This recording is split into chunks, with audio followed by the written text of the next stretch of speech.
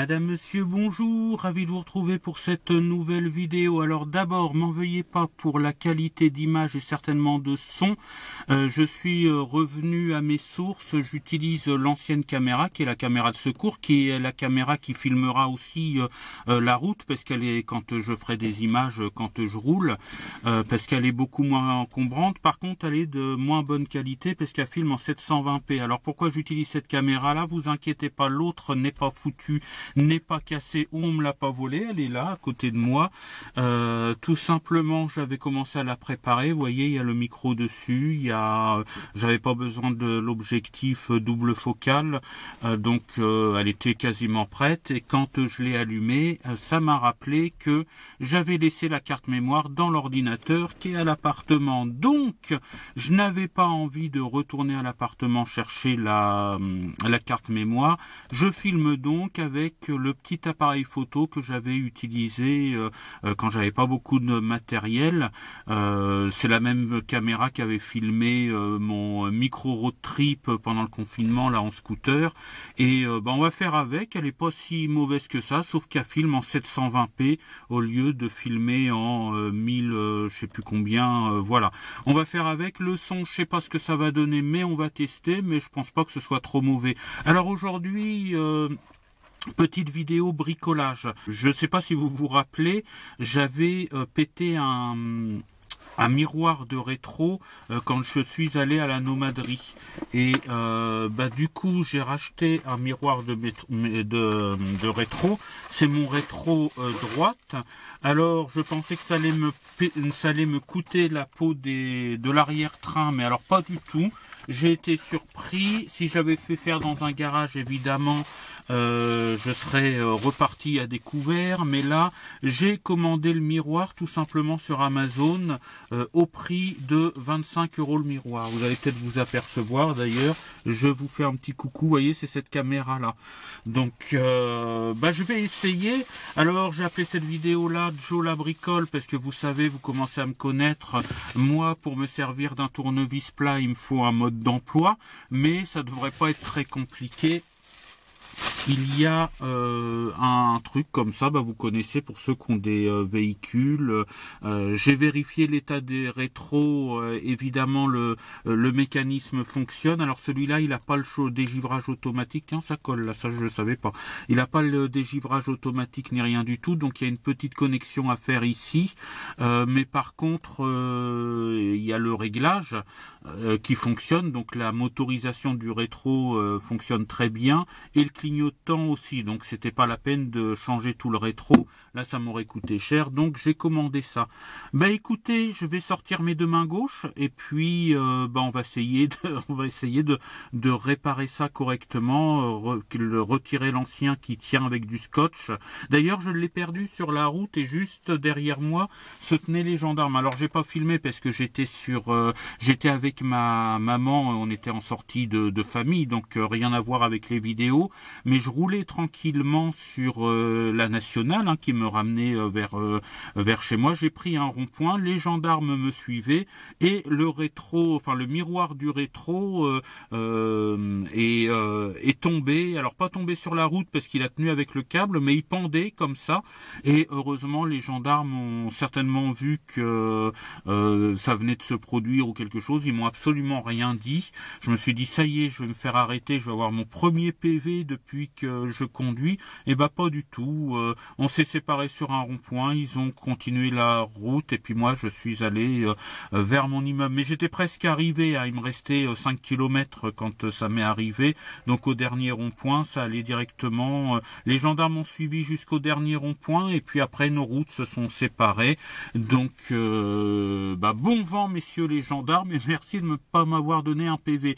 Voilà, je vais sortir, je vais essayer de monter ce rétro, ce miroir sur mon rétro. On va voir ce que ça donne, on va voir si je suis au moins capable de faire ça, et puis je vous retrouve juste après.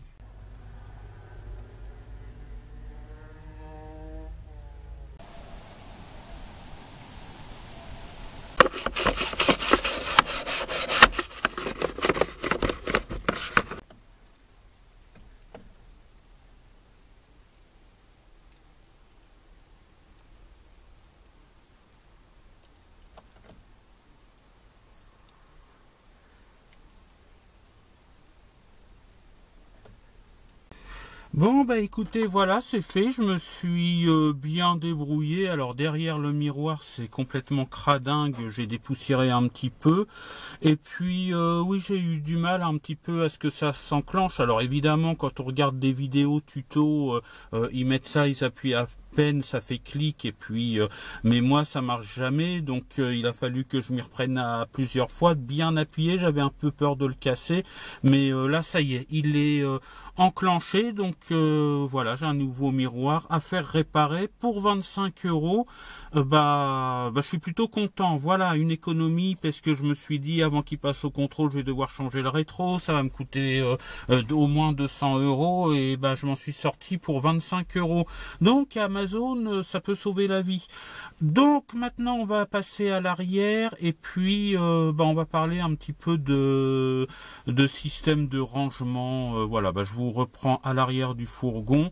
J'ai préparé quelques petites choses que je dois faire aujourd'hui, donc on va voir ça. À tout de suite. Voilà, nous voilà à l'arrière du fourgon, dans la partie habitable qui est bien encombrée. Là j'ai la batterie. Alors excusez la qualité de lumière parce qu'il y a du mélange lumière artificielle, lumière naturelle, ce qui ne se fait absolument pas en vidéo. Mais je fais ce que je peux. J'ai mis une petite lumière artificielle quand même parce que sinon on n'y voyait rien du tout. Étant donné que c'est cette caméra là, on va faire avec ce qu'elle peut nous offrir. Donc on va s'en contenter. Donc j'ai récupéré des étagères comme ça. Alors j'en ai deux, là j'en ai qu'une dans le fourgon. Et je sais pas exactement où est-ce que je vais la mettre encore, parce que là il y a du bazar, faut encore de l'organisation parce que l'espace est petit. Mais toujours est-il que il va falloir que je puisse mettre des choses dedans qui ne tombent pas quand je roule. Alors l'idée c'est que j'ai acheté des baguettes comme ça tout simplement, voilà, des baguettes de bois qu'on utilise tous. J'en ai coupé des morceaux comme ça. Voilà, ça va pas être très joli, mais on va faire quand même. Et je vais mettre une baguette en bas là sur chaque truc pour que pour qu'il y ait un rebord, et une baguette plus haut. Voilà, à peu près à cette hauteur là, pour mettre des objets qui ne tomberont pas pendant que je roule. Et puis après il faudra fixer l'étagère. Alors j'avais mis une vis, on voit rien. Alors attendez, je vais mettre la lumière là. Voilà, j'avais mis une vis dans le fond qui était qui tenait grâce au pied de mon lit, mais ce plaquage là, ça vaut rien du tout. La vis l'a traversé, donc il va falloir que je mette des équerres. Et ça tient, c'est accroché à la structure et au pied en bois du lit qui est un petit peu en hauteur, que vous connaissez. Donc, et j'ai failli me casser la goule.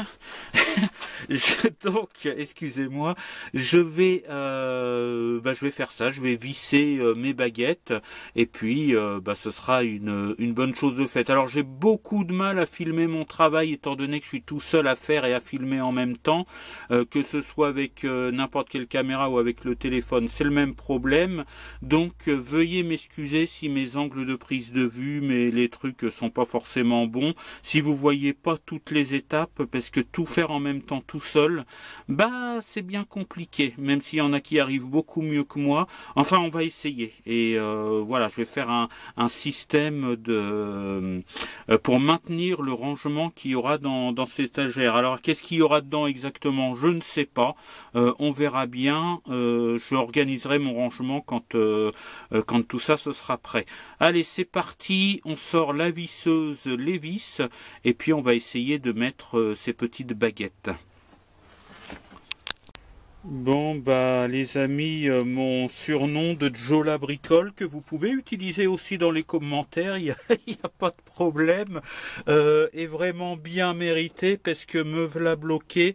J'ai le matériel, sauf que j'ai ça j'ai bien réussi à le faire. Par contre l'électricité j'ai beaucoup moins de mal, mais j'ai mis un luminaire dans l'appartement pour la salle à manger de ma mère. J'ai utilisé la visseuse, hein, qui est une Bosch verte qui me convient tout à fait, avec l'ensemble que je vous avais déjà montré dans une vidéo, je crois.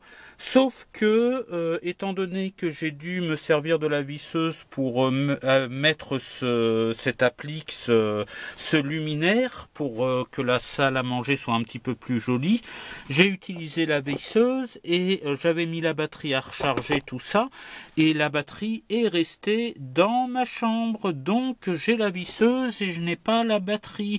Alors j'ai bien pensé dire tant pis, je vais le faire au tournevis, mais comme ce sont des lames comme ça, je sais plus comment on appelle ça, hein, vous voyez, vous connaissez, le problème c'est que si on visse comme ça à la main sans faire un trou d'abord, eh bien ça se fend, pardon, et ça pète. Donc c'est pas la peine d'essayer, je sais d'avance que ça va péter si je le fais au tournevis. Donc j'avais prévu de faire un petit trou là et mettre la vis après, mais je ne peux point le faire. Alors des vis j'en ai, bon ça c'est des vis autoforeuses, mais j'en ai dans le compartiment, j'ai tout un tas de vis, je sais plus où est-ce qu'elles sont d'ailleurs, mais voilà, ça c'est ma boîte à vis, il y a tout un tas de vis dedans. Donc j'avais largement de quoi mettre mes petits tasseaux de bois sur mon étagère, mais voilà, j'ai fait le con, je me suis pas organisé, donc j'ai la visseuse mais j'ai pas la batterie, donc bah je ne peux pas faire ça aujourd'hui, donc je le ferai prochainement. Et puis bah, vous verrez le résultat dans une prochaine vidéo. Je pense que vous voyez, c'est le bazar, hein. L'étagère là, bah oui, j'étais en train de me dire tiens, ça la petite station EcoFlow pourra peut-être aller dedans, enfin je sais pas, je verrai. J'étais en train de me dire que oui, c'est pas très joli. Après, je vous ai dit, l'esthétique, je m'en fous un petit peu, mais quand même. Donc, peut-être qu'après, il faudra que je trouve un lasur ou quelque chose. Je voudrais laisser le côté bois quand même, pas le peindre genre truc pastel et tout ça, fantaisie pastel ou n'importe quoi. Mais là, il y a une différence de couleur. Puis en plus, on va voir les vis. Donc, j'étais en train de me dire qu'il faudra peut-être que je mette un petit coup de lasur sur les trucs après. Mais enfin, ce sera pas urgent. Donc, l'idée, c'était d'en mettre un là et puis un à peu près là, et puis bon bah je mettrai des trucs, soit des grands trucs, soit des trucs pas trop hauts, pour que ça maintienne. Alors c'est pas du solide, mais je mettrai pas non plus des objets lourds. Je mettrai peut-être quelques livres, quelques trucs, je sais pas encore ce que je vais mettre, mais voilà. Mais là je suis un petit peu déçu parce que par manque d'organisation de ma part, l'appareil photo, la caméra qui n'a pas la carte mémoire, la visseuse qui n'a pas sa batterie, et bah franchement j'ai bien trouvé le titre de ma vidéo. Enfin c'est pas grave, ça arrive. Je voulais vous montrer quand même les avancements des choses. Et puis je voudrais revenir... ah oui, alors l'électricité, il va être indispensable, je pense. Alors là, la batterie est bonne, hein, elle est à 12,4, donc il n'y a pas de problème. Mais le temps gris arrive. C'est-à-dire que bah, l'automne a commencé depuis plusieurs semaines maintenant, hein. On a eu du sursis, parce qu'on a eu un mois de juillet pourri. Donc on a eu un petit peu de sursis au mois de septembre et début octobre où il a fait beau. Ça faisait du bien d'en profiter d'ailleurs. Mais là, l'automne est en train d'arriver vraiment, les jours raccourcissent. Et bah, il y a beaucoup moins de lumière en journée. Donc il va vraiment falloir que je me procure un deuxième panneau solaire, au minimum un deuxième panneau solaire, et peut-être une deuxième batterie pour les moments où c'est pas la saison estivale, parce que malheureusement on n'a pas qu'une saison estivale chez nous. Après, peut-être qu'on regretterait notre neige et tout ça. Donc voilà, c'est bien aussi d'avoir 4 saisons. On a cette chance-là. Mais voilà, la saison estivale se termine. Je crois que c'est la semaine prochaine qu'on passe à l'heure d'hiver. Et faut pas oublier que pendant le plus dur de l'hiver, hein, les journées les plus courtes, eh bien à 17h, il fait déjà nuit. Donc ce sera impossible de tenir avec 200 watts de panneaux solaires. Mais ça, je m'en doutais déjà un petit peu. Et puis je vais mettre aussi certainement une deuxième batterie en parallèle pour avoir un petit peu plus d'autonomie. Déjà avec ça, ce sera un petit peu juste, je pense, mais là, ce que j'ai, c'est très bien pour une saison estivale. Mais c'est pas du tout là, ça commence à être limite. Alors j'ai essayé quelque chose, j'ai essayé avec mon cousin, on a branché des outils à 1500 watts sur mon secteur courant. Moi j'ai essayé ce petit chauffage là, j'ai chauffé le fourgon avec. Alors ce sera pas mon chauffage principal, mais j'ai pensé que quand il y aura le Webasto chinois, je pourrais utiliser ça par parcimonie pendant la nuit s'il fait trop froid, pour ne pas avoir le Webasto qui tourne tout le temps. Donc ça, c'est un petit chauffage 500 watts que ma sœur m'avait offert pour la Van Life justement.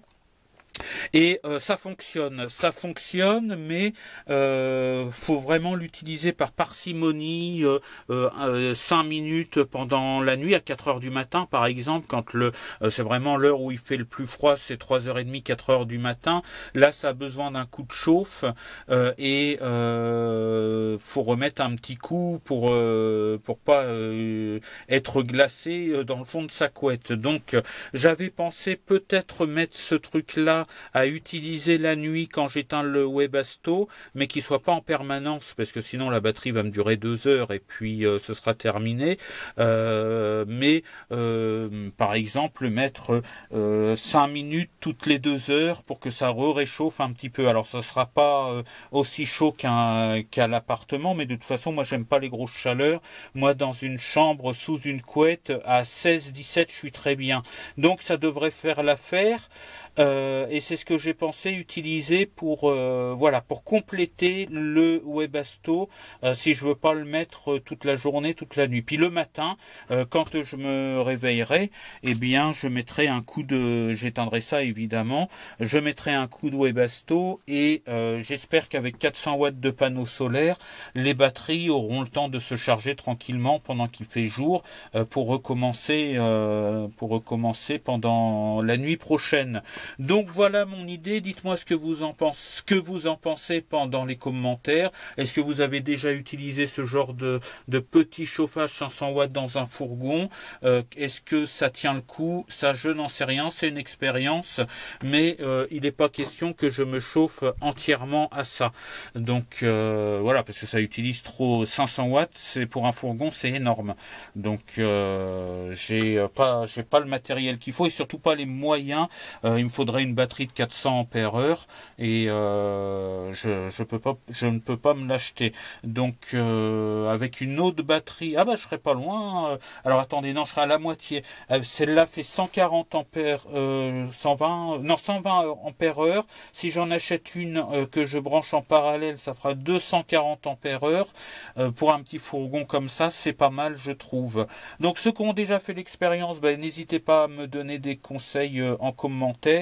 Mais voilà, je cherche des solutions, même si je vais pas voyager tout de suite. Et là, je vais changer l'angle de la caméra pour vous parler un petit peu de tout ça, parce qu'il y a eu du nouveau cette semaine depuis la dernière vidéo, et je voudrais vous en parler. Donc, je vais me remettre là-bas au poste de pilotage pour discuter un petit peu avec vous. Non mais là je vous avoue que franchement mon bricolage là c'est vraiment pas terrible.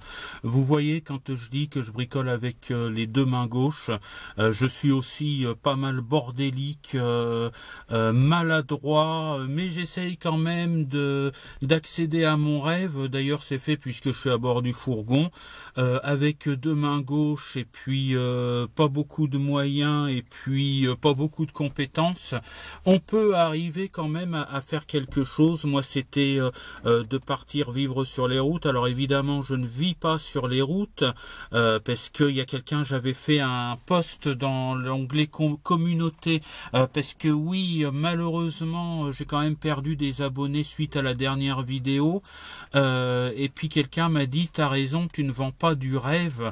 Alors évidemment si j'en vends un petit peu du rêve, mais je peux pas je vous montre la réalité des choses. J'avais prévu de faire des road trips et tout ça. Il y a pas mal de choses qui se sont passées. Et là, c'est vraiment la vérité que je vous dis. Je peux pas partir vivre dans mon fourgon tout de suite. J'ai pas assez de compétences au niveau bricolage, donc je bricole très mal et ça prend du temps. Après, il y a les aléas de la vie qui font que il faut faire avec les aléas de la vie. Donc tout ça, ça se construit lentement et on n'a pas tout de suite. Il y a quelqu'un qui m'a dit, nous, ce qu'on veut, c'est des vidéos d'aventure, de voyage. Des vidéos de voyage, je vous en ai fait un petit peu. On est allé à la nomaderie. Bon, c'était pas très loin, mais c'était plutôt plus de la rencontre que du voyage. On est allé, je vous ai emmené dans les Pyrénées, même si c'était pas avec le fourgon, mais je vous ai filmé des paysages dans les Hautes-Pyrénées aussi. Dernièrement, j'ai vécu dans le fourgon pendant une semaine ou 10 jours, je sais plus, à Villers-sur-Mer. Donc on peut pas dire que je vous emmène pas avec moi dans mes voyages, mais en même temps, il y a les aléas de la vie, c'est-à-dire que, je vous l'ai dit dans la dernière vidéo, il va falloir que je renfloue un petit peu mes caisses, que je trouve du pognon, du pèse, du flouze, des pépettes et de la thune, parce que j'ai mis de côté ce qu'il faut en cas de problème avec le fourgon, mais j'ai aussi ce qu'il faut pour me nourrir, pour vivre normalement, mais je n'ai plus d'avance pour une vie nomade. Donc je suis à la recherche d'un travail temporaire, tout au moins. Alors cette semaine, je vais travailler pour ma micro-entreprise. Je vais travailler toute la semaine, donc ça va me rapporter un petit peu de sous que je mettrai de côté. Et puis mardi, j'ai un rendez-vous dans une boîte d'intérim associative, on peut dire ça comme ça. C'est une grosse association à Bernay qui embauche par intérim toutes sortes de métiers. Et c'est la même association qui m'avait prêté le scooter, qui m'avait loué le scooter pour un prix réduit, le scooter, le petit Ludix que vous avez connu, avec lequel on a fait quelques sorties. Eh bien eux, ils ont plusieurs activités et ils font aussi boîte d'intérim associative, et il y a tout un tas de métiers pour il y en a qui font du repassage à domicile, du ménage, il y a aussi l'entretien des jardins, il y a plein de métiers possibles, et puis ils ont des clients, et puis comme ça je suis salarié de cette association, et puis on m'envoie selon mes compétences. Alors moi je vais certainement être à surveiller des cours de récréation, parce que j'ai été beaucoup dans l'éducation, peut-être faire de l'animation aussi dans des établissements scolaires, et ça me reviendrait à mes racines, donc je serais vraiment très content de le faire pendant l'hiver.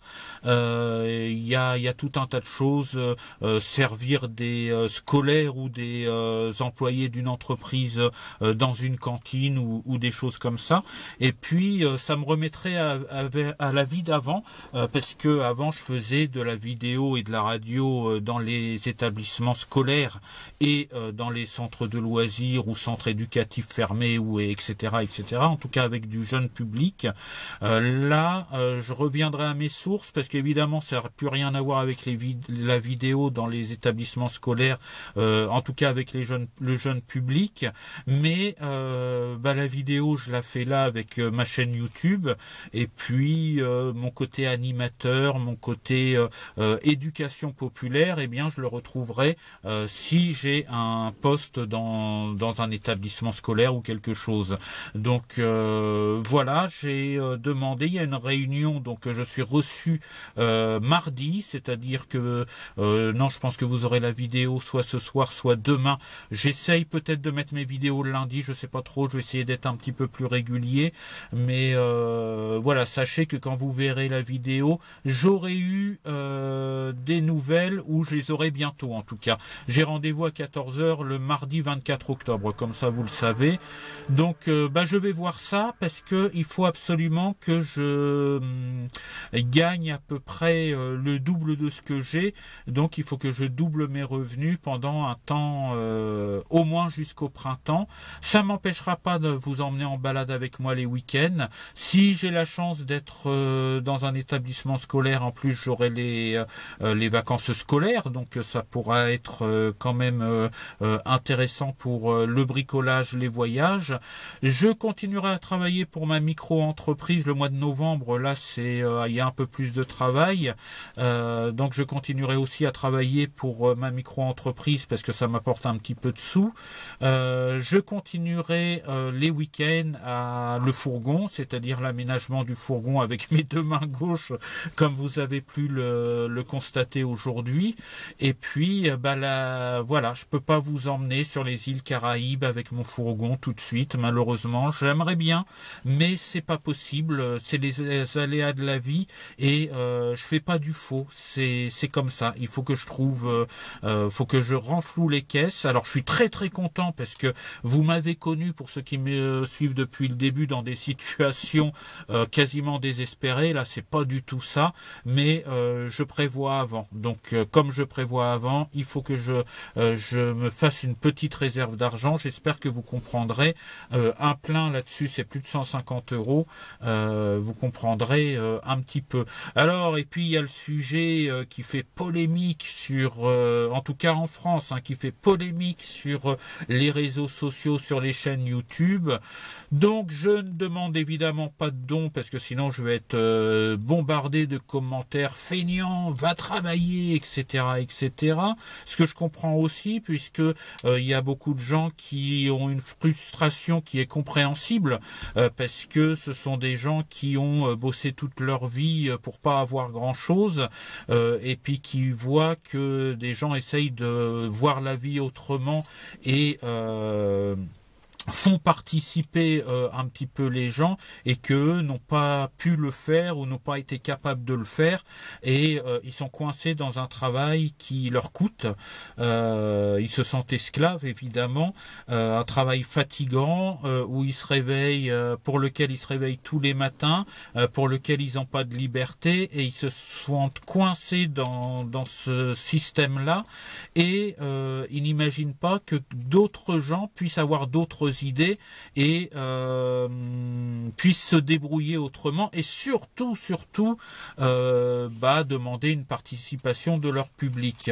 Donc pour ma part, j'ai quand même un compte PayPal qui est dans la description. Vous donnez, j'en serai très très ravi, ça m'aidera beaucoup, ce sera sur mon livret pour mes voyages et vous participez à mes voyages.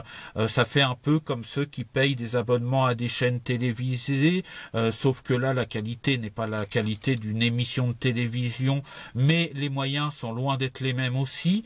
Donc si vous avez envie, vous passez par mon PayPal, et si vous n'avez pas envie, c'est pas ça qui changera quoi que ce soit. Il n'y a aucune obligation, ce n'est pas un abonnement, c'est pas obligatoire, c'est en échange des moments que vous passez devant mes vidéos, parce que même s'il n'y a pas encore beaucoup de voyages, je pense que vous aimez bien passer du temps un petit peu, et vous avez tout à fait raison à sourire, à vous moquer un petit peu de moi dans mes vidéos, mais gentiment. D'ailleurs, je vous remercie les abonnés, parce que j'ai pas beaucoup de haters. Il y a beaucoup de youtubeurs qui ont beaucoup de haters, et moi j'en ai vraiment très peu. Et puis de toute façon, les haters, j'en ai rien à faire. Dès que je vois un commentaire qui commence à être un petit peu, je finis même pas le commentaire, j'efface et ça passe dans les oubliettes et je passe à autre chose, parce que sinon, si je commence à répondre à ce que ça m'atteigne, j'ai pas fini et c'est pas le but. Donc si j'ai un commentaire de hater, pas de conseils un petit peu sec, des fois il y en a qui me disent ouais mais tu devrais faire ça, je vous lis le commentaire, je le prends de façon un petit peu sèche, mais c'est peut-être pas du tout, et il n'y a pas d'injures, il y a que des conseils. Donc là je laisse et j'en tiens compte, mais ça m'est arrivé une ou deux fois, fainéant, des gens qui connaissaient pas du tout mes vidéos parce qu'ils n'avaient pas vu voilà, vu leurs commentaires, on voyait qu'ils me connaissaient absolument pas du tout et qu'ils connaissaient pas mes vidéos, des trucs, c'est très à la mode en ce moment sur les réseaux sociaux, des trucs de toujours rabaisser celui qui est en face et tout ça. Donc ça m'a atteint une fois ou deux, mais j'ai eu combien, 4 commentaires depuis 2018, enfin depuis 2019, comme ça. Donc franchement, j'ai pas à me plaindre. Mais voilà, si vous voulez participer de quelques euros, eh bien je mettrai ça sur mon compte PayPal, mon compte épargne plutôt. Et puis ça servira en tout cas pour les voyages, pour mettre un petit peu de gasoil dans le fourgon pour mes voyages. Mais sachez que ce n'est pas un abonnement, que c'est pas une obligation. Moi, en échange, j'essaye de continuer mes vidéos, de vous faire marrer un petit peu comme je peux, et j'essaye de continuer un petit peu à ce que vous suiviez mon aventure. Si vous voulez me donner une toute petite rémunération pour ça, eh bien, je vous en remercie. Et si vous n'avez pas les moyens, si vous êtes contre ce principe-là, si vous n'avez pas envie de le faire, ou quoi, quelle que soit la raison, ça ne change pas, ça ne change rien au fait que je sois content que vous regardiez mes vidéos, que vous vous abonniez à la chaîne. Si vous avez un avis tranché sur la question, bah c'est pas la peine de bombarder de commentaires en disant eh, ça fait les... Bon, je sais aussi que tout le monde vit l'inflation, donc il n'y a pas de souci. Mais s'il y en a un parmi vous qui souhaite le faire, eh bien mon PayPal est dans la description. Voilà, c'est tout ce que je peux vous dire aujourd'hui. Oui, j'avais fait dans mon petit article dans l'onglet communauté, je me demandais si j'allais continuer les vidéos YouTube, parce que évidemment dans la semaine j'ai perdu 5 abonnés. Alors je sais pas ce que j'ai fait, je sais pas ce que j'ai dit, mais 5 abonnés en plus longtemps après que la vidéo soit sortie, quelques jours après. Donc tout le monde avait vu à peu près la vidéo. D'ailleurs j'ai pas eu beaucoup de vues supplémentaires. Bon, perdre un abonné, je peux comprendre, mais là, à la limite, je le vis un peu moins bien que les mauvais commentaires. Pourquoi? Parce que, après, c'est ma façon de voir les choses. Quand je suis abonné à une chaîne YouTube, il y a des moments, les vidéos me plaisent un petit peu moins, ou je trouve que c'est longué sur quelque chose, ou qu'un projet n'aboutit pas, ou quelque chose. Je vais évidemment moins regarder la vidéo du youtubeur en question. Des fois, je laisse tomber sa chaîne pendant 2-3 mois, et puis après, je reviens dessus pour voir s'il y a eu, et bien souvent, bah, il y a des bonnes nouvelles, il y a des choses intéressantes, et je suis content de continuer à suivre ce youtubeur. Ça m'est arrivé, hein. Et si je me désabonne, c'est parce que il y a quelque chose vraiment que je trouve grave. Je me suis désabonné de 2 ou 3 chaînes depuis que j'ai YouTube. Je vous dirai pas pourquoi, parce que après mais il y a eu de l'escroquerie, il y a eu du mauvais comportement avec des enfants par exemple, ou avec des personnes en situation de handicap. On fait des vidéos pour se moquer d'une personne en situation de handicap, ou faire pleurer des enfants en leur faisant croire que ils vont foutre en l'air leur parcours sur un jeu vidéo ou des choses comme ça, jusqu'à ce que le gamin soit en larmes et n'apprécie pas du tout la blague, même si voilà. Donc dans ce cas-là, je me désabonne.